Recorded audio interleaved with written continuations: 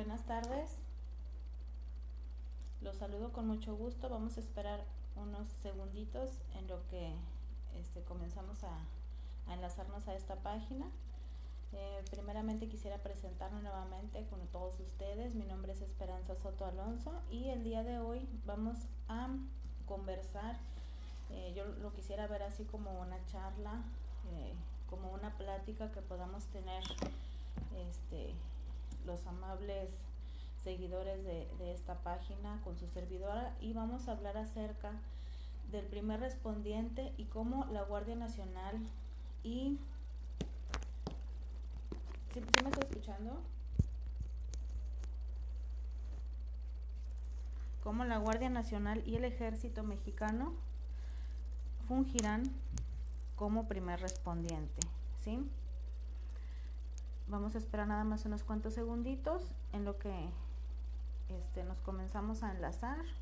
Por lo pronto los saludamos con mucho gusto a todas las personas que amablemente nos están siguiendo desde Celaya, Guadalajara, Toluca. Muchas gracias por seguir esta transmisión. Desde Michoacán también, muchas gracias. Bueno, sin más preámbulo, haciendo la aclaración que esta charla que a continuación vamos a tener no es con ningún tinte ni político, ni partidista, ni mucho menos. Es 100% académico, en el cual yo quiero compartir con ustedes estas reflexiones y que podamos conocer principalmente los conceptos que enmarcan el título de esta conferencia, ¿sí? Me dicen que se escucha débil, no sé si tengan todos esa misma recepción de mi voz. Sí, bueno, vamos a dar comienzo. Nosotros sabemos que actualmente esa figura de primer respondiente que hemos adoptado para nuestro actual sistema de justicia penal adversarial es un término nuevo que se ha acuñado a partir de la reforma que tuvo nuestro procedimiento penal, ¿sí? Pero si nosotros analizamos un poquito ese término de primer respondiente, nos daremos cuenta que ni en la Constitución Política de los Estados Unidos Mexicanos, ni tampoco en el Código Nacional de Procedimientos Penales se encuentra como tal, ¿sí? Es decir, el primer respondiente como concepto jurídico, ¿sí? No está debidamente enunciado en ninguna de estos cuerpos normativos. Me tendré que acercar un poquito más el micrófono, me dicen si así me escuchan un poquito mejor, ¿sí? Vamos a tratarlo de ceñir un poquito aquí, o incluso, a ver, vamos a hacer un poquito la prueba. ¿El audífono se escucha mejor? Me dicen, por favor, para poder continuar y no perder ningún detalle de lo que vamos a platicar a continuación. Me comentan, por favor, las personas que amablemente nos siguen, si se escucha un poquito mejor.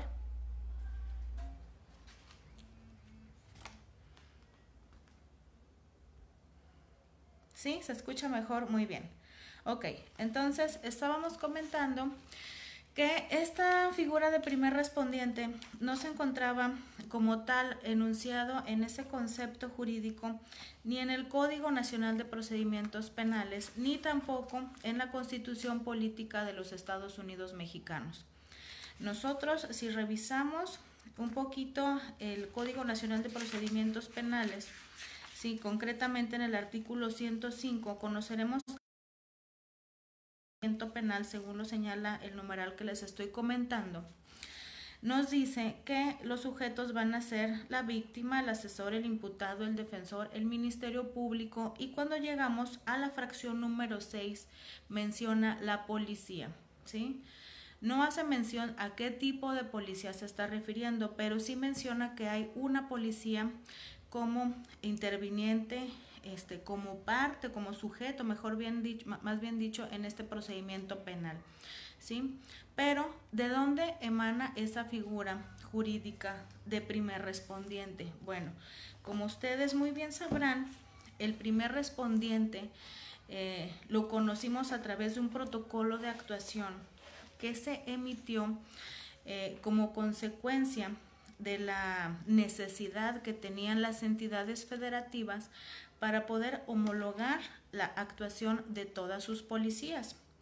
Es decir, de todos los estados que conforman la República Mexicana, era importante que tuvieran una guía, una directriz para que pudieran dirigir sus actuaciones y que se unificara y que eso resultara de la manera adecuada y apegado a lo que se estaba exigiendo por el Código Nacional de Procedimientos Penales. Entonces, a través de ese protocolo nacional de primer respondiente es que conocimos que esa figura era la primera autoridad con funciones de seguridad pública en el lugar de intervención. Sí, vamos a dejarlo primeramente bajo ese concepto para poder analizar qué significaba para este protocolo nacional de primer respondiente, que era una autoridad con funciones de seguridad pública. Para esto tenemos que irnos al siguiente concepto, ¿sí? Aquí ya obtuvimos el primero, que es el concepto de primer respondiente. El segundo concepto que tenemos que analizar es primeramente seguridad. ¿Sí? ¿Qué es seguridad? Bueno, si nos vamos a sus raíces, a su etimología, sabremos que seguridad proviene del latín securitas. ¿Y qué significa securitas? Bueno, su significado es tranquilidad, paz, un orden establecido. ¿Sí? Es una certeza de estar tranquilo en determinado lugar, situación, etcétera, ¿sí? Entonces, a través de ese concepto se derivan varios, digámoslo así, subconceptos de lo que es la seguridad, ¿sí? El que evoca este protocolo de primer respondiente es el de seguridad pública. ¿Y la seguridad pública qué va a hacer? Bueno, la seguridad pública no solamente debe de ser actividades relacionadas a la prevención del delito, que bien lo es, ¿sí? Sino también, aparte de la prevención, requiere funciones investigadoras e incluso, como lo tenemos ya muy bien grabado, incluso acciones persecutoras, ¿sí? Que si bien es cierto, o sea, esa palabra ya tuvo una evolución para poder darle margen o darle vida al nuevo paradigma de la función de la policía en este sistema acusatorio. También hay que tener muy en claro que la persecución del delito es una función que tiene la policía, ¿sí? Entonces, esta seguridad pública va a tener que tocar esos temas o abarcar esos tópicos para tener un fin muy específico, ¿sí? Que es que a la persona que se le va a llevar un proceso penal, ¿sí? Y que se le va a tener el trato de imputado y posteriormente de sentenciado, sea enjuiciado, sancionado y readaptado conforme a la norma jurídica, ¿sí? Entonces ya tenemos ahora sí otro concepto ya ganado en esta charla.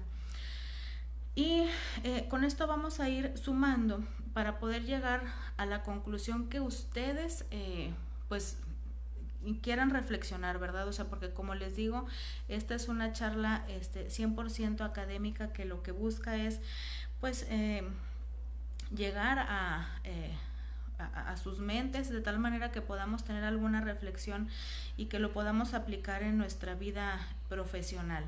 Sí, muy bien. Entonces, ya que tenemos esa situación de primer respondiente, que va a ser la primera autoridad con funciones de seguridad pública, que llegue al lugar de la intervención. Para el Protocolo Nacional de Primer Respondiente, ya quedó superado el término el lugar de los hechos. Ahora se le va a conocer como el lugar de la intervención.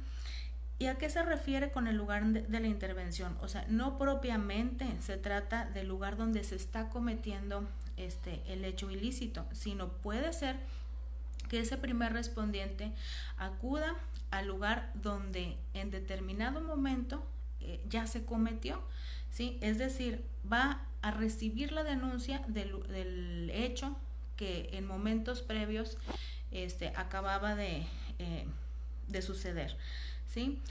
Y no solamente va a tener que recibir la denuncia, según el protocolo nacional del primer respondiente, además de recibir y corroborar la denuncia, va a localizar, a descubrir y recibir aportaciones o elementos materiales probatorios y realizar la detención en caso de flagrancia. Sí, todo esto según, como les comento, a partir de la definición que nos está brindando el protocolo nacional de primer respondiente. Ahora bien, si ustedes estudian el Código Nacional, el Protocolo Nacional del Primer Respondiente, al momento de que habla de que es una autoridad con funciones de seguridad pública, se refiere de inmediato a una policía, ¿sí? En este caso nosotros podemos ubicar esa policía en una policía de prevención, que en muchas de las entidades federativas está ocupada por la policía municipal o incluso la policía estatal, pero no hace referencia dentro de este protocolo que la figura de primer respondiente pudiera ser llevada a cabo por elementos del ejército mexicano. Ahora bien, ustedes me podrán decir, pero es que en muchos lugares no contamos con policía preventiva, es decir, no contamos con policía municipal o con policía estatal. Para eso tenemos nosotros que escudriñar o conocer los motivos o las causas por las cuales no existen en determinadas entidades federativas policías de esta especie. Y pues tal vez pudiéramos llegar a la conclusión en la mayoría de los casos que no existen estas policías por razones pues muy lamentables, incluso catastróficas, que es porque la seguridad, o más bien porque la delincuencia fue rebasada a tal grado que la policía no pudo contener a través de los manejos que se les fueron dando a estos grupos delincuenciales. Y poco a poco, o incluso en muchos estados, no fue paulatina, sino fue de un solo momento el que se retiraran estas policías para dar paso a la entrada del ejército. Ahora bien, ustedes estarán de acuerdo conmigo que durante mucho tiempo, en pasadas administraciones del Ejecutivo Federal, estando a la cabeza, sin nombrar, ¿verdad?, cualquier persona con el partido que sea, eso ahorita no es materia de esta plática, pues vimos así como que un debate o un choque de intereses en cuanto a lo que llamaban, no sé si bien o malamente, la militarización de la seguridad pública. Para hablar de militarización de seguridad pública, primeramente tenemos que entender que el ejército, pues yo creo que tiene por lo menos unos 20 años haciendo labores de coadyuvancia con la seguridad pública de las entidades federativas. Esto dentro del criterio que tuvo la Suprema Corte cuando resolvió que era importante el hecho de que las Fuerzas Armadas participaran como coadyuvantes dentro de los papeles de seguridad pública, pues no deja de ser un tema pues ciertamente pues digno de debatirse o de reflexionarse. Sí, hay dos tesis que ustedes también ya conocen, están registradas bajo el número 192.080 y 192.081, en las cuales se nos dice que en una interpretación del artículo 129 constitucional, el ejército, o sea, las Fuerzas Armadas, pueden actuar, y tiene una palabra muy específica, dice, en auxilio de las autoridades civiles, cuando éstas soliciten el apoyo de la fuerza con la que disponen, ¿sí? Entonces, aquí la palabra clave que nos introduce estas tesis es en auxilio, ¿sí? O sea, no lo manejan de manera permanente, sino que debe de ser bajo determinada circunstancia que obliga al Ejecutivo a solicitar el apoyo de los secretarios, ya sea de la Defensa Nacional o de la Marina, a que pues presten a través de los elementos de sus respectivas instituciones los servicios de seguridad pública. Pero ojo, dice en auxilio. Bueno, a partir de esto, ustedes saben que pues se vio de una manera muy, pues ya cotidiana, ya lo vimos muy normal el hecho de que los elementos del ejército mexicano estuvieran en las calles. Y como les comento, independientemente del titular del ejecutivo que estuviera en turno, independientemente del partido que estuviera en el poder, eso no es algo de nuestra incumbencia, ¿verdad? Porque pues al fin y al cabo aquí lo que nosotros estamos tratando de resolver o de reflexionar es de qué manera van a ir introduciéndose, digámoslo así, pues de manera armónica a nuestro procedimiento penal, el ejército y la Guardia Nacional. Entonces, dentro de ese camino que vamos ahorita recorriendo, nos dimos cuenta que pues mucho se habló y mucho se debatió si era constitucional el que el ejército realizara esas funciones de seguridad pública. Y pues nos dimos cuenta que había pues ahora sí que grupos a favor y grupos en contra. Como puntos a favor pudiéramos decir que dentro de esa llamada militarización de la seguridad pública era correcta o era aceptable en el sentido de que para el común de las personas la institución del ejército estaba dotada de mucha honorabilidad, de mucha credibilidad, de mucha confianza para con todos los ciudadanos, y que la policía, por el hecho de estar en constante contacto o proximidad con el ciudadano, iba perdiendo esa credibilidad. Incluso hubo muchos estudios en aquellos entonces donde el policía realmente, al ser calificado en instituciones como en Radiografía México, que es un instituto que se dedica a medir los niveles de aceptación que tiene diferentes instituciones para con la ciudadanía en general, resultó calificando a la policía como el número 1 de las instituciones en las que menos confiaba la ciudadanía. Y como siempre yo les digo cuando tengo la oportunidad de platicar con ustedes, es que, o sea, yo no puedo cargarles toda la culpa a la policía, o sea, yo no puedo ser o estar del lado de los que señalan y dicen, no, es que la policía tiene toda la culpa porque es corrupta, porque se vende, y una serie de circunstancias que hacen 100% responsable de malas prácticas a los elementos policíacos. Y yo también quiero pues compartir un poco de esa responsabilidad de que la policía haya tenido tan malas calificaciones a toda su línea jerárquica superior, ¿sí? ¿Y por qué lo menciono así? Porque, o sea, mucho se ha propuesto, ¿verdad?, que la policía tenga también una carrera de tal realce, de tal importancia, pues que merezca la atención, el presupuesto, el seguimiento de nuestras autoridades en turno, ¿verdad? Entonces, no es así. Simplemente de las partes que yo considero más importantes dentro del proceso penal acusatorio, pues yo siempre he dicho que la policía siempre va a ser un pilar o un cimiento indispensable dentro de este sistema.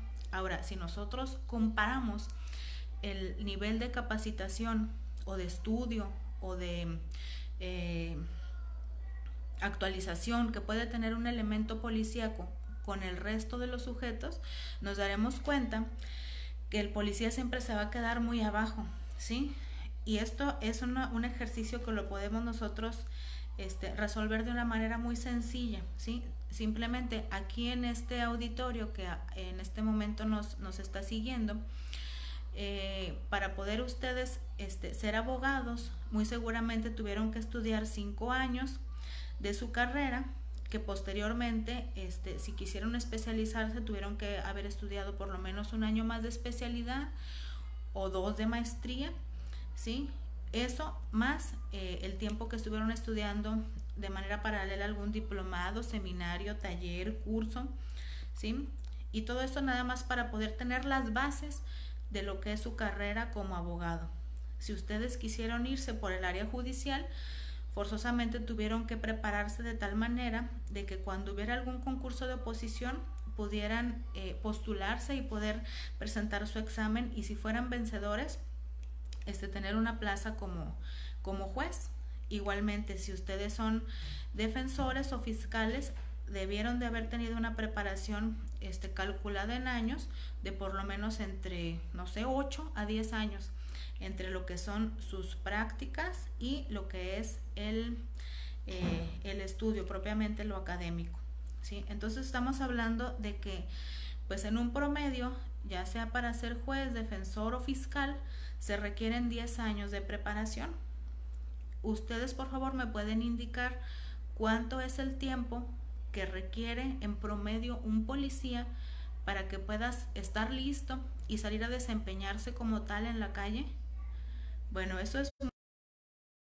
Hay elementos que sí tienen academia, como una que se encuentra aquí en el estado de Tamaulipas, y que pues ciertamente sí tienen un servicio profesional de carrera, pero esa educación lamentablemente no llega a todos los elementos que actualmente forman parte de la policía, y me estoy refiriendo a la policía en términos totalmente amplios, ¿sí? Entonces, por eso yo les comento que no toda la responsabilidad puede recaer a los elementos de la policía, sino también a quienes deciden por ellos para que puedan ser mejores servidores públicos.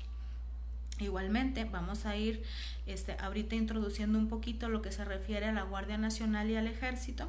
Independientemente de que los compañeros elementos del Ejército Mexicano hayan sido egresados de colegio, muy seguramente su preparación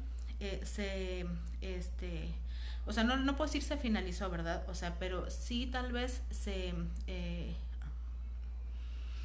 hizo un poco más lenta, en el sentido de que al estar ya en servicio, en operaciones, es más complicado acceder a un curso o a un taller, algún seminario, para poderse actualizar en estos conocimientos que ciertamente les competen también a ellos, ¿sí?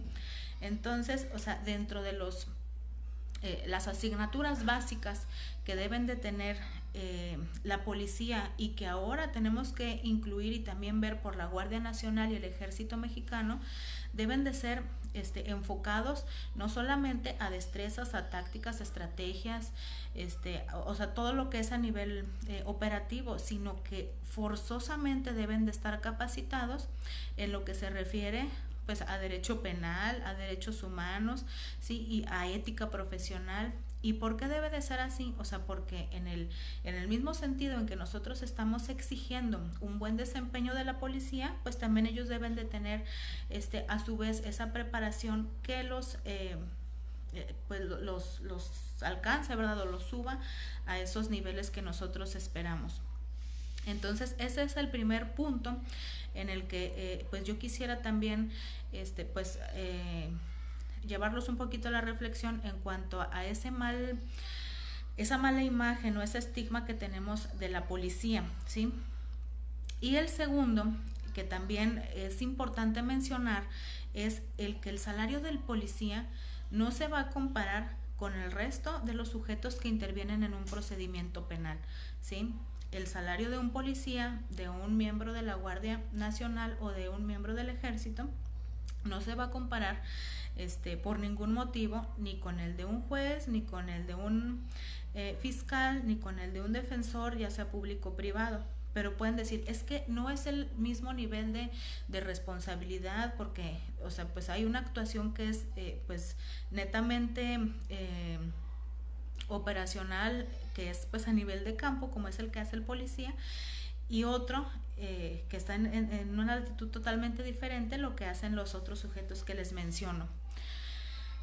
Pero eso no exime el hecho de que el policía reciba, o los miembros del Ejército, de la Guardia Nacional, reciban un salario que tal vez no vaya de acuerdo al trabajo que brindan al Estado mexicano, ¿sí? Es por ello que también dentro de esa popularidad que fue perdiendo la policía a través de los años, pues se vio debido a eso. Y que lamentablemente nosotros no podemos tapar el sol con un dedo ni dejarlo de mencionar. Sí hubo mucha policía que se corrompió por precisamente este tema, que no era digamos la mejor manera o la solución, pero pues también es importante señalar que la policía, o sea, todas las personas que forman parte de esa institución, pues en ocasiones no eran debidamente pagados conforme a sus responsabilidades y sobre todo, o sea, de lo que conlleva la acción que ellos están llevando a cabo. Yo por eso siempre, incluso el libro que tengo a bien pues comentarles, que es el de mi autoría, yo dedico el libro precisamente a los miembros del ejército y de la policía, porque es muy respetable, muy honorable el trabajo que ellos hacen día con día, ¿sí? Es realmente exponer su vida para que nosotros podamos tener esa seguridad de la que estábamos hablando al principio de esta reunión, ¿sí? Entonces, bueno, ya vimos un poquito acerca de cuáles fueron los motivos por los que la policía fue bajando en cuanto a sus niveles de popularidad, y el ejército se seguía manteniendo dentro de ese rango de popularidad en cuanto a lo que era la ciudadanía o la aceptación que pudiera tener. Pero aquí había una situación, como que un candadito, ¿no? Resulta que para que esa militarización pudiera ser bien vista o bien aceptada, tenía que superar incluso resoluciones de la Corte Interamericana de Derechos Humanos. Por lo tanto, o sea, es muy drástico hablar acerca de esa militarización de la seguridad pública, porque pues como tal, hasta esos momentos que yo les estoy comentando, que es, digamos, antes de la entrada de la Guardia Nacional, pues propiamente no se estaba llevando a cabo. Hubo un intento, ustedes lo recordarán, en el sexenio pasado, a través de la emisión de una ley de seguridad interior, ¿sí? Y aquí ya vamos a ver otro concepto. Ustedes recordarán que dentro de esa ley de seguridad interior se decía, y yo la verdad sigo sin entender por qué se mencionaba de esa manera, decía, es que las Fuerzas Armadas requieren, o sea, que ellos necesitan, que piden un marco jurídico para poder actuar. Sí, yo la verdad pues todavía estoy pues un poco dudosa de que eso en realidad haya sido la mejor manera para poder describir la situación que ellos vivían, porque lo que yo sí pudiera asegurarles, sí, es que los elementos del ejército mexicano no pedían estar haciendo funciones de policía, ¿sí?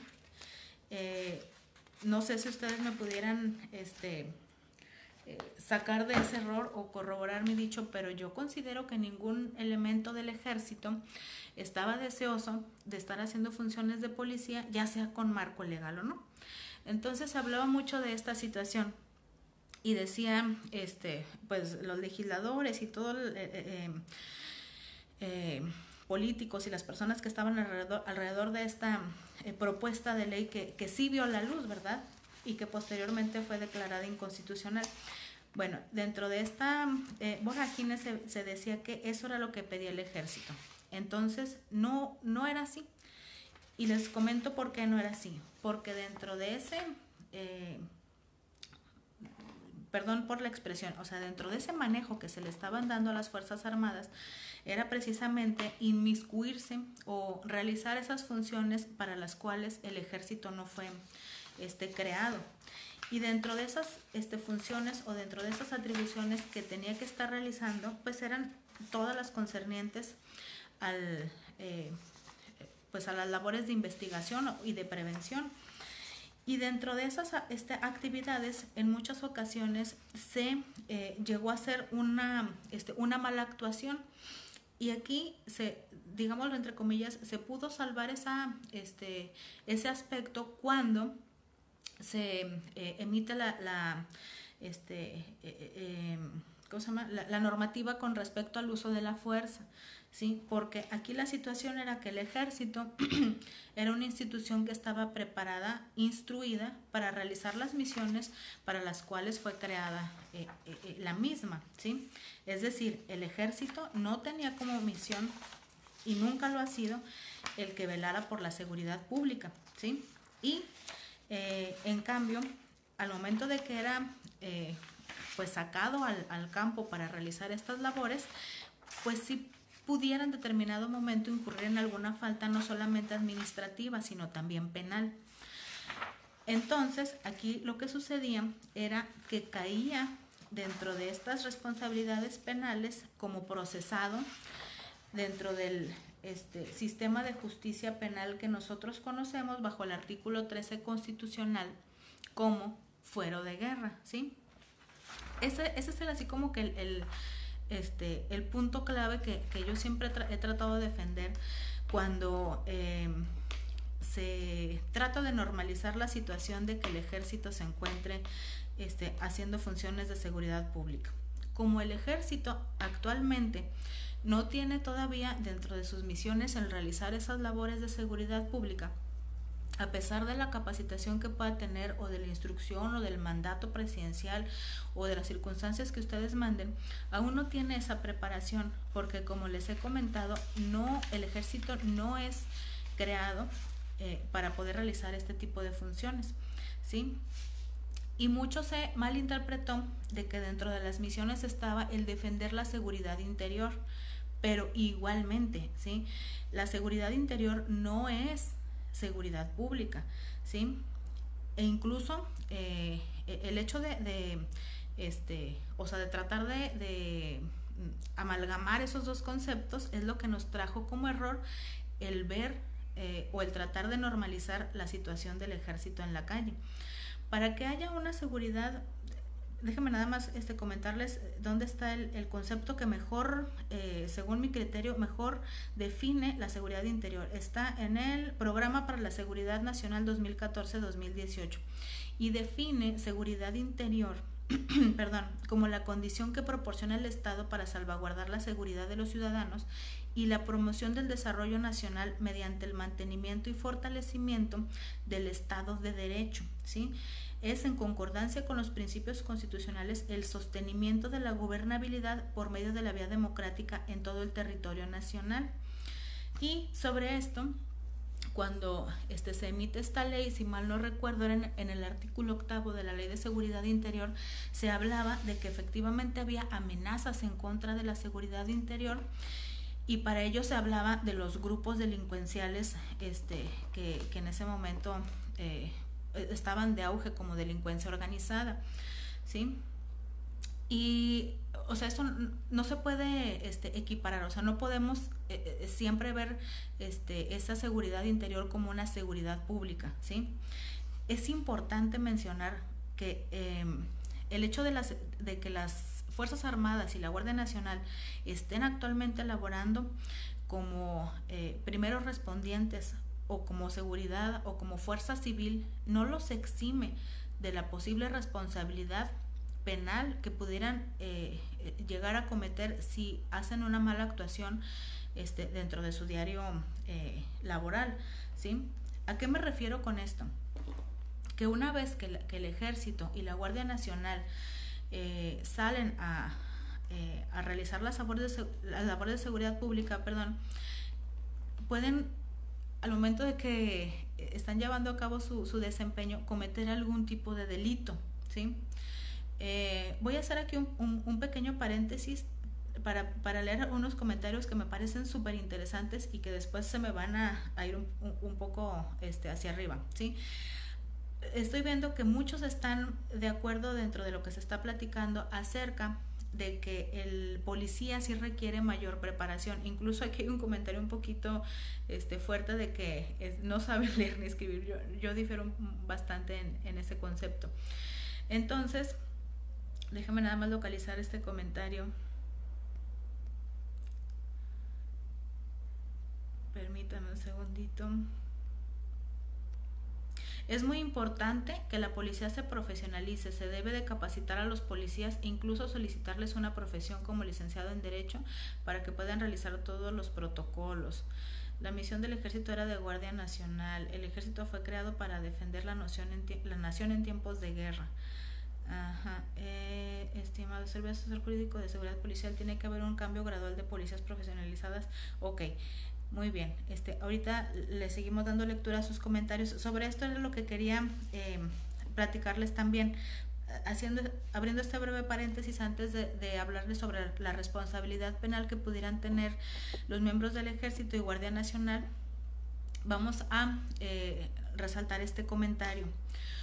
Cuando se empezó a diluir la policía, concretamente la Policía Federal, mucho se habló de que la policía en determinado momento, bueno, no solamente la federal, cualquier policía, que pudiera estar pues ya cediendo su campo de acción a la delincuencia, al crimen organizado, y que por lo tanto se debería de tener una fuerza de seguridad con más arraigo, o sea, como comúnmente le decimos, que tuviera puesta la camiseta, y que por eso se tenía más confianza a los elementos del ejército y se tenía que depositar esa seguridad pública en estos elementos.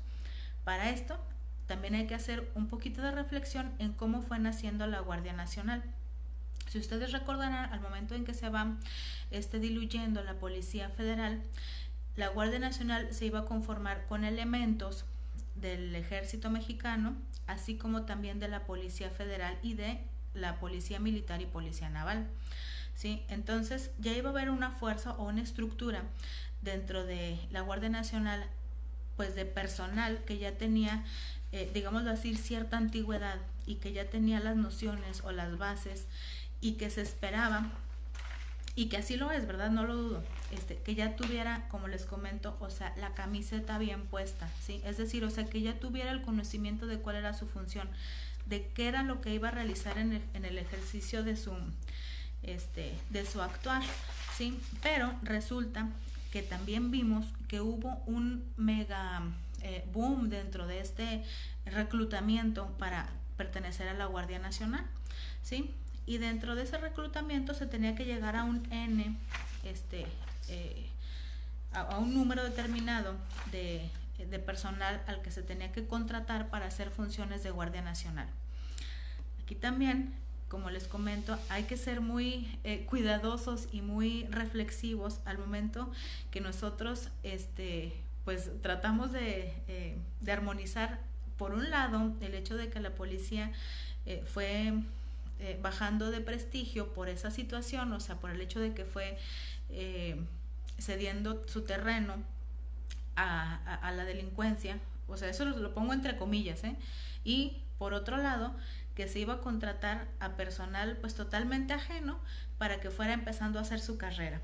Entonces, o sea, aquí sí se ve muy complejo el escenario, porque por un lado hay personas, o sea, que sin deberla ni temerla dejaron su institución para las cuales fueron contratadas y para las cuales ya tenían cierta antigüedad, cierto rango, cierta certeza laboral, y por otro lado el esperar ciertas actuaciones o responsabilidades por parte de un personal recién contratado. Yo no digo que no merezcan esa oportunidad, ¿sí? Sino que también debe de ser gradual, ¿sí? O sea, para eso, antes de ser o sea, propiamente ya nombrado un miembro de la Guardia Nacional, debe de haber toda una preparación que no se da en una capacitación de 120 horas, ni mucho menos. Entonces, sí es importante hacer esa pequeña acotación, nada más para también nosotros tener muy claro esta situación.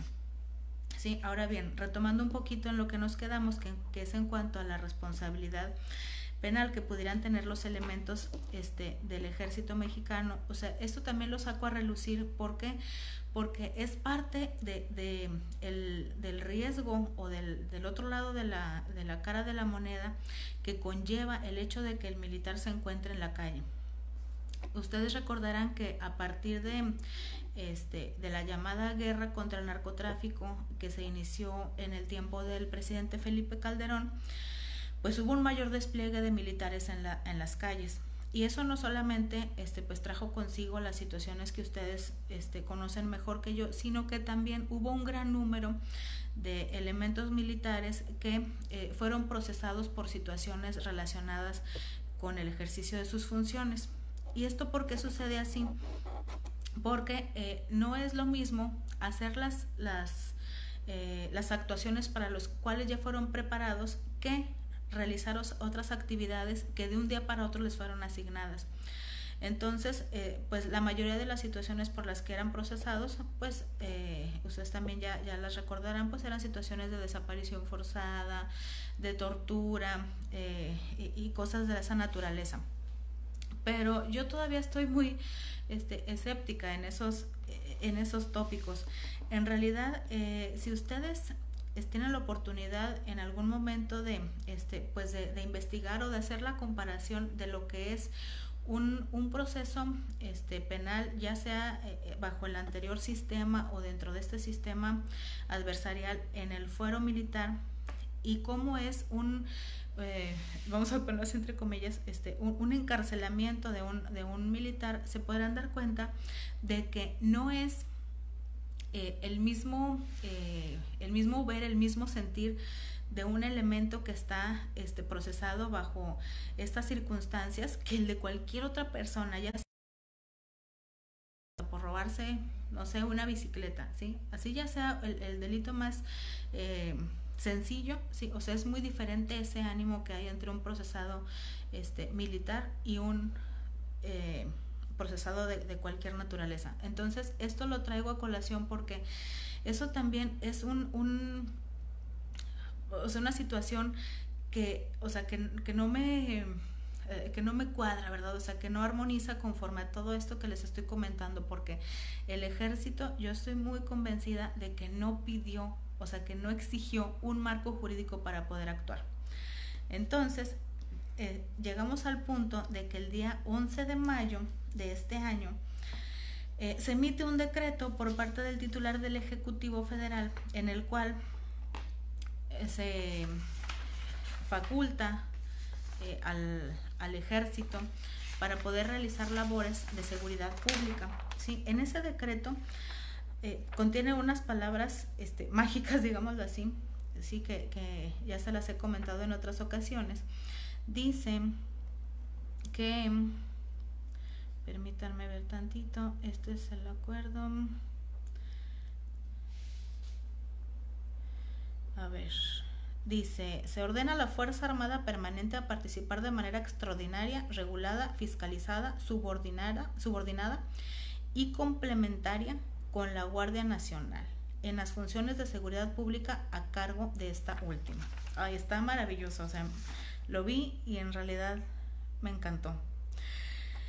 Para empezar, la Guardia Nacional, recordemos que cuando fue creada, se le estaba dando, entre comillas, un tiempo de gracia de 5 años, ¿sí? En estos 5 años, de los cuales, pues yo creo que estamos rebasando apenas el primer año, se le iba a dar así como que, por eso le digo entre comillas, la oportunidad de demostrar que era capaz de contener en cierta medida la inseguridad, ¿sí? Y en ese índice, también podemos localizar que la Guardia Nacional, tal cual como fue conformada, iba a hacer las labores de seguridad pública, o sea, dicho en otras palabras, iba a ser la nueva policía. También aquí hay mucho material para poder platicar, incluso las horas. Este es un tema que para mí es muy interesante, porque la Guardia Nacional, conforme está dispuesta en la actualidad de nuestras normas mexicanas, tiene una estructura y un nacimiento muy diferente a lo que la Constitución ordenó primeramente, ¿sí? La Guardia Nacional, conforme fue debidamente creada en la Constitución de 1917, era una fuerza de reserva, creada precisamente por civiles que iban a estar dirigidos a través de cada una de sus entidades federativas para poder hacer estas labores, ¿sí? Pero en ningún momento había esa mezcla, ¿verdad? O sea, esa mezcolanza bien rara de policía militar, policía naval, ejército, civiles y de todos lados, ¿sí? Esa Guardia Nacional fue una nueva creación. Aquí lo interesante y lo que nosotros debemos, nosotros siempre así como que de analizar y ser muy críticos, es que dentro de esa Guardia Nacional hay elementos militares, ¿sí? Y que los elementos militares no deben de estar de manera continua o permanente realizando funciones de seguridad pública. Por eso, o sea, vamos a decirlo así, se pidieron prestados durante esos 5 años para que realizaran esas funciones de Guardia Nacional y que posteriormente, cuando todo estuviera muy bien y todo muy tranquilo, pues ya pudieran realizar cada uno sus actividades de acuerdo a su grado en el ejército. Pero resulta que con este acuerdo, que, o sea, yo lo leo y en realidad no sé cómo llamarlo, o sea, esa es una manera muy apresurada de mandar otra vez al ejército a realizar las funciones que ya estaban haciendo, pero sin ninguna seguridad de que lo que van a hacer va a ser pues debidamente, ¿cómo les pudiera llamar? Tomado, ¿verdad? O sea, tanto por sus superiores como por la ciudadanía. Recordemos que el artículo 12 de los derechos, de la Declaración de los Derechos del Hombre y del Ciudadano, dice que la garantía de los derechos del hombre y del ciudadano necesita una fuerza pública, ¿sí? Una fuerza pública es una policía, ¿sí? La policía es la institución que fue creada precisamente para proteger estos derechos. Y el ejército, o sea, su función va a ser salvaguardar la soberanía de una nación. Y podemos decir, no es que en México nunca va a haber guerras y México no le va a declarar la guerra a nadie y lo que ustedes gusten, pero la situación es que el ejército para eso fue conformado, ¿sí? Entonces, al momento de que nosotros estamos ya normalizando esa actuación de la seguridad pública, no estamos únicamente siendo digámoslo así, víctimas, ¿verdad? O no estamos cayendo en una situación que va en contra ni de la Constitución ni de los tratados internacionales por pues tener este tipo de seguridad entre comillas militarizada, sino que también estamos dejando en gran desventaja a todas estas personas que trabajan dentro de estas instituciones tan honorables y tan prestigiosas como son el Ejército Mexicano y la Marina. Esta es la reflexión que yo les quisiera dejar para poder entender que al día de hoy, a través de este acuerdo que tiene fecha 11 de mayo del 2020, nuestra figura de primer respondiente no únicamente va a estar relacionada con el policía, como lo señala el Código Nacional de Procedimientos Penales, ni con el Protocolo Nacional del Primer Respondiente, sino que también va a ser ya tomada a través de este acuerdo y de la creación de la Guardia Nacional por estas dos instituciones. Pero no hay que dejar de observar que todavía nos hace falta más camino para poder armonizar la situación que estamos viviendo, en el sentido de que ni la Constitución ni el Código lo mencionan y ellos aún así ya están obligados a realizar esta función de primer respondiente. Hay que aclarar que la Guardia Nacional, cuando fue creada, también dentro de el Manual Táctico de la Guardia Nacional, que es un documento administrativo que pues llevan obviamente de manera interna los elementos de la Guardia Nacional, ya se preveía que iban a estar realizando estas funciones de primer respondiente, pero lo que dice más bien, ¿verdad? Dentro de este manual es que al momento de que ellos funjan como primer respondiente, lo que van a hacer o como van a actuar es únicamente asegurando el lugar de intervención para que acuda la policía, o sea, ahora sí propiamente la policía, la fuerza civil, a realizar todo el trámite siguiente, ¿sí? Entonces, aún a la fecha, la Guardia Nacional, en los lugares donde sí era posible que tuvieran acceso a una policía, o sea, una fuerza civil, ya sea policía municipal, estatal, sí era parte de sus funciones el realizar esa intervención como primer respondiente, pero posterior a ello tenían que esperar a que la fuerza civil realizara ya todo el trámite siguiente. Esto incluso pues genera cierta confusión para los elementos de la Guardia Nacional, porque, o sea, no es posible que quien tenga la labor de primer interviniente funja por motivo de esta situación como testigo de lo que se acaba de asegurar o de la detención en flagrancia que acaban de llevar a cabo, ¿sí? Igualmente, por lo que se respecta al Ejército Mexicano, en determinado momento, en los lugares donde no existe la posibilidad de acceder a una policía, a una fuerza civil, lo que se hace es que el ejército realiza todo lo conducente, es decir, la detención en flagrancia, el aseguramiento de los indicios, el levantamiento, y, o sea, todo lo correspondiente a un primer respondiente, ¿sí? Pero, como les digo, cuando no hay acceso a la fuerza civil, pero cuando sí la hay, o sea, es obligación del elemento militar, cuando actúa como primer respondiente, estar en el lugar de la intervención, o sea, como primera autoridad, aunque pues francamente pues no es el término correcto, porque pues no es una autoridad con funciones de seguridad pública, pero realiza esa intervención como primer respondiente, asegura ese lugar y da aviso al Ministerio Público o a la policía para que acuda a realizar tal situación que proceda. Y bueno, todo esto pues se ve también reflejado, como ahorita les comentaba, uno de los manuales o de los protocolos que utilizan de manera interna la Guardia Nacional, ese es el que les comento, ¿no? El de tácticas y estrategias. Pero aquí lo curioso y lo interesante es que esos manuales, y como pues nada más les comento uno, ¿no? Pero también hay un código de ética, una doctrina, un reglamento,